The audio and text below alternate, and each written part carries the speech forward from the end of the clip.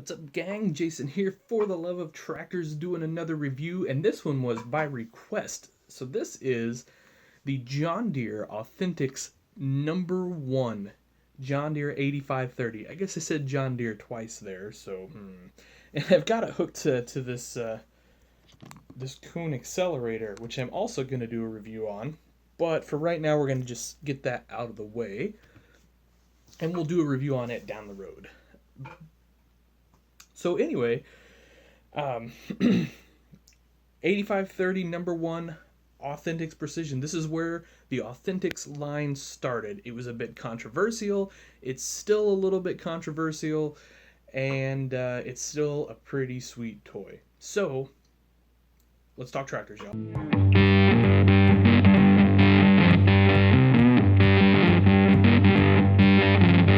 The John Deere 8530, number 1. Like I said, this is where the whole Authentic series started. And so the idea with the Authentic series is high detail 1/64 scale tractors. Essentially think precision tractors. I'm going to do a little rearranging here. Give me some room to operate. Precision level tractors in 1/64 scale. So some of the key features here are metal rims with the weights. We get some bolt pattern up here up front. We have handrails. We have a pretty well-defined fuel cap here. We've got some really neat work lights up here. You get the door handle. I think, if I remember correctly, it does. The door does open. And inside there is a pretty nicely detailed interior, as you can see. You got the side console and all of that. Work lights everywhere, as you can see. And these aren't like those crappy blob cast in, the casting work lights. They're real deal work lights casted separate. Nice handrail here. The flashers here, and the cool thing about these is these will fold out of the way, just like the real one. Really nice detail on those. And then we get a pretty nice hood. The hood opens to reveal, let's call it an acceptable amount of detail. They could have went farther, but that's acceptable. Of course, you got fenders, weights up front, a decent looking exhaust over here, and moving on to the back, we've got a 3-point hitch that does move up and down, sort of. And then we have a nice, realistic hitch back here. Mirrors also move, and all that good stuff there. More lights back here. Windshield wiper. Now this is a cast-in detail, so it's not super high detail, but it's still pretty darn neat. Okay, so that's the positives of the tractor. Now, let's keep in mind, brand new, this tractor was about $25. So that's not a bad price for what you're getting here, especially when you compare to what you're getting today for $25, which is, we can get some really nice stuff, but also for $25, you can get some pretty not well-detailed stuff. So this is a really cool piece, I feel like. But there were some downsides. And some of those were this front end steers. And I'm going to show you the underside of it. It steers really, really poorly. It more like, see the whole thing, yeah, anyway, you can kind of see what's going on there. It's pretty poorly done. As far as the steering goes. That was a huge gripe because, okay, we're going to set this tractor here, and I'm going to turn these as far as I can turn them. And, that's it. Right? That, I mean, literally, that's it. That's as far as that turns. So that's pretty laughable. The second thing are these front weights. These are the same front weights we get on every 8000, 8020, 830, 8030 R series weights. Identical. And I think the gripe was these weights should have been cast as a separate piece so they weren't the stupid sort of like diamond shape that is not correct. And they should have been done more like the 4450 that I showed you a while back, which had the really nice separate cast weights. And then really the kind of correct style here is like on my 8345 RT super high detail. Now, admittedly, these are custom weights, 3D printed and cost a small fortune, but I think the thinking was Ertl should have done that. Now, another big gripe is his hood is wobbly, and it doesn't stay up. Wow, look at that! I just lied. It does stay up. So anyway, and then also the lack of engine detail. So this tractor got panned pretty hard by quite a few people, but it's still a really great tractor. And I think a lot of guys will tell you it's maybe their favorite 1/64 scale Authentics tractor. Now, I don't know that I'm going to say that. I actually prefer that 4450 better. I just think it's cooler, but I also like that era of tractors better. I've never been a huge fan of the 30 series, even though we run an 8230T on the farm. Nothing against them. They're great tractors. It just never particularly fell in love with the look of them. So that's a personal thing for me. If you love the look of them, awesome. I will say I like this toy a lot. So all those criticisms aside, this was a great toy. This was a home run by Ertl. I mean, just absolute fantastic job. The rear end detail alone it was such a step up at the time from what we were getting.